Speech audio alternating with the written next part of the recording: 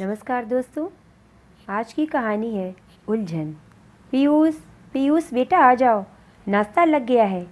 गीता की आवाज़ सुनकर पीयूष ने जवाब दिया, आ रहा हूँ माँ, बस थोड़ी देर और। आपका बेटा भी कमाल है, इतनी लड़कियाँ देख चुका है पर कोई पसंद ही नहीं आती। इतना कहते कहते गीता डाइनिंग टेबल पर आकर बैठ गई। पीयूष के पापा नीरज अखबार में से झांकते हुए बोले, बेटा तो मेरा है पर गया अपनी माँ पर है। जो भी काम करता है सब्र से सोच समझ कर ही करता है। तुम देखना, बहू भी अच्छी ही ढूंढ कर लाएगा। पापा, यह लड़की देखो। पीयूष अपना लैपटॉप लेकर आ गया। देखने में तो सुंदर है ही, बड़ी और समझदार भी है। मैं कई दिनों से चैटिंग कर रहा हूँ। अरे भाई, तुम्हें पसंद है तो मिल लो, नीरज ने जवाब दिया। इसी बीच गीता और नीरज ने भी लड़की देख ली। देखने में तो बहुत ही सुंदर लग रही थी। गीता ने कहा, चलो इस लड़की से मिल लेते हैं और परिवार से भी मिल लेंगे। तो फिर कल ही मुंबई चलते हैं, पीयूष ने कहा। मुंबई? गीता चौंकी। इतनी बड़ी दिल्ली में कोई लड़की नहीं मिली। ठीक है, तो कल सुबह की फ़्लाइट से ही चलते हैं, नीरज ने कहा। पीयूष ने कंगना को भी फ़ोन कर दिया और सुबह ही मुंबई पहुंच गए। होटल पहुंचने के 1 घंटे के अंदर कंगना और उसकी मम्मी भी वहां पहुंच गए। कंगना तो एक ही नज़र में सबको भाग गई। कंगना की मां मीरा ने बड़े ही सम्मान और आदर के साथ उन्हें घर चलने के लिए कहा। गीता थोड़ा संकोच कर रही थी तो मीरा ने कहा कि रिश्ते तो संयोग से होते हैं पर दोस्ती का कोई कारण नहीं होता, तो इसीलिए हम अभी से दोस्त बन गए हैं और आप हमारे घर में ही रहेंगे। मीरा का आग्रह इतना प्यारा था कि ना करने की गुंजाइश ही नहीं रही। कंगना का घर बहुत ही सुंदर और सलीके से सजा हुआ था। मीरा ने बहुत ही स्वादिष्ट नाश्ते से उनका स्वागत किया और फिर सब ड्राइंग रूम में आकर बैठ गए। मीरा ने बताया कि कंगना के पापा डॉक्टर हैं और कुछ देर में आने वाले हैं। गीता घर की सजावट बड़े ध्यान से देख रही थी कि उसने देखा कि बड़े से पोस्टर साइज फोटो में मीरा के साथ राकेश खड़ा था। गीता के चेहरे के भाव देखते हुए मीरा ने कहा, जी हाँ, यही है डॉक्टर राकेश, मेरे पति। गीता बहुत घबरा गई। इतने सालों बाद राकेश से सामना होगा, पता नहीं कैसा व्यवहार करेगा। आज वह इतना बड़ा सर्जन है। यह सब सोचते सोचते गीता सोफे में धंस गई। नीरज और पीयूष कंगना से बातचीत में व्यस्त थे। गीता अपने अतीत में पहुंच गई और उसे राकेश से अपनी पहली मुलाकात याद आ गई। कॉलेज का पहला दिन था। रैगिंग के डर से वह क्लासरूम में छिपकर बैठी थी कि एक स्मार्ट सा लड़का क्लास में आया। उसने बस इतना ही पूछा, फ्रेशर, कि क्या वो नई स्टूडेंट है। पर गीता की जैसे जान ही निकल गई। उसने घबराहट के मारे रोना ही शुरू कर दिया। उसको रोता देख राकेश के तोते उड़ गए। उसने गीता को बहुत समझाना चाहा, परंतु वह तो कुछ सुनने को तैयार ही नहीं थी। राकेश वहाँ से जल्दी ही हट गया कि कहीं गीता उसकी शिकायत न कर दे। बस यही थी उनकी पहली मुलाकात। राकेश माउथ ऑर्गन बड़ा अच्छा बजाता था। अक्सर सीढ़ियों के नीचे महफिल सजती और वो पुराने गानों की धुनें बजाता। गीता भी छिप छिप कर उसे सुना करती। उसकी कोशिश रहती कि वह उसके गाने मिस न करे। एक दिन राकेश सीढ़ियाँ उतर रहा था कि सामने से गीता ऊपर की ओर आ रही थी। इसी बीच राकेश का पाँव फिसल गया। गीता ने संभालने की पूरी कोशिश की, फिर भी राकेश की कलाई में मोच आ गई। गीता ने अपना रुमाल कसकर उसकी कलाई पर बांध दिया और उसे टैक्सी स्टैंड तक छोड़कर आई, क्योंकि राकेश ड्राइविंग नहीं कर सकता था। इतना सब होने के बाद भी दोनों के बीच एक ही शब्द का आदान प्रदान हुआ और वह था शुक्रिया, और कुछ नहीं।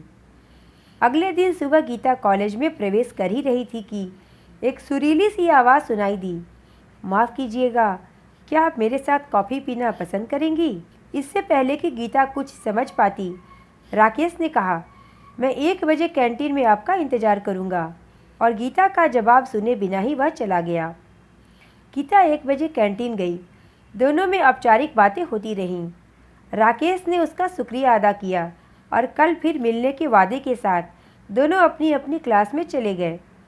अब रोज़ रोज़ मिलने का सिलसिला शुरू हो गया, पर जगह बदल गई। अब वह कैंटीन के पीछे वाले पार्क में बैठते, घंटों बातें करते। उनको मिले अभी 6-8 महीने ही हुए थे कि गीता के घर में उसके रिश्ते की बात चल निकली। राकेश को अभी अपना करियर बनाना था। वह किसी भी हालात में शादी के बंधन में नहीं बन सकता था। गीता की शादी नीरज के साथ तय हो गई। गीता को अपनी पढ़ाई बीच में ही छोड़नी पड़ी। वो दिन भी आ गया जब दोनों को जुदा होना था। दोनों एक दूसरे के गले मिलकर घंटों रोते रहे। अभी तो ठीक से मिले भी नहीं थे कि जुदा हो गए। राकेश ने जुदा होते हुए कहा कि जब भी मुझे याद करना, इज्जत से करना, खुश होकर करना। नीरज के साथ रिश्ता भी पूरी ईमानदारी के साथ निभाना। आप दोनों के बीच मेरी कोई जगह ना हो। और गीता ने ऐसा ही किया। वह नीरज के साथ बहुत खुश थी। पर आज वह अभी सोच ही रही थी कि नमस्ते जी की आवाज़ से उसकी तंद्रा टूटी। सामने राकेश को देखकर वह नमस्ते करना भी भूल गई। उसको ऐसे सकपकाते देखकर सब हंस पड़े। राकेश गीता को देखकर हैरान था कि इतने सालों के बाद आज मिली भी तो कैसे। रात को खाने की मेज पर राकेश ने गीता से कहा, गीता जी, मैंने कहीं पहले भी देखा है आपको। किस कॉलेज में थी आप? गीता ने नाम बताया। ओह, तभी मैं परेशान था कि कहाँ देखा। मैं भी उसी कॉलेज में था। मैंने तो 1 साल ही कॉलेज किया था। इससे पहले गीता अपना वाक्य पूरा करती, नीरज आ गए और गीता के कंधे पर प्यार से हाथ रखते हुए बोले, फिर हम आ गए और कॉलेज छूट गया। हंसी मजाक के माहौल के बाद सब अपने अपने कमरे में चले गए। गीता बालकनी में खड़ी थी कि राकेश ने आकर पूछा, कैसी हो गीता? गीता की पलकें नम हो गई। ठीक हूँ, जवाब दिया। तुम कैसे हो? इतने बड़े सर्जन बन गए हो। हाँ गीता, बहुत खुश हूँ। मीरा से तो तुम मिल ही चुकी हो। बहुत ही समझदार और सुघड़ है, राकेश ने जवाब दिया। परंतु राकेश, तुमने सबके सामने हमारे कॉलेज की बात क्यों की? गीता, अगर कभी यह बात खुलती कि हम एक ही कॉलेज में थे और हमने यह बात छिपाई है तो गलत होता। पर अब क्या होगा राकेश? मैं पीयूष के लिए कंगना का हाथ मांगना चाहती थी। अब मैं क्या करूं? कैसे मना करूं? क्यों? राकेश चौंका। क्या कंगना तुम्हें पसंद नहीं या कोई और कारण है? नहीं राकेश, इस रिश्ते के बाद हम बार बार मिलेंगे। तो क्या? राकेश ने कहा। गीता, हम बच्चे नहीं हैं, बड़े बड़े बच्चों के माँ बाप हैं। अपने अपने पार्टनर के साथ पूर्ण रूप से खुश हैं। क्या दोस्त आपस में मिलते नहीं? इसमें गलत क्या होगा? मैं डरती हूँ कि दबे अरमा कहीं फिर से आंखें न खोल दें और दोनों परिवारों की रुसवाई हो, गीता ने कहा और 2 बूंदें उसके गालों पर लुढ़क आईं। लेकिन राकेश उच्च व्यक्तित्व वाला समझदार व्यक्ति था। उसने गीता को समझाया कि दोनों बच्चे एक दूसरे को पसंद करते हैं। इन बच्चों में ही हम अपने अतीत की खुशबू महसूस करेंगे। मैं भी बेफिक्र रहूँगा कि मेरी बेटी तुम्हारी छत्र छाया में है। पीयूष मेरे बेटे की कमी को पूरा करेगा। सब ठीक रहेगा, तुम चिंता मत करो। अरे भाई, क्या बातें हो रही हैं, जरा हम भी तो सुने। नीरज की आवाज़ से दोनों सहज होने की कोशिश करते हुए अंदर आ गए। राकेश ने नीरज का हाथ थामते हुए कहा, अब आगे का क्या प्रोग्राम है? नीरज ने हंसते हुए कहा, चट मंगनी पट ब्याह, और क्या जी।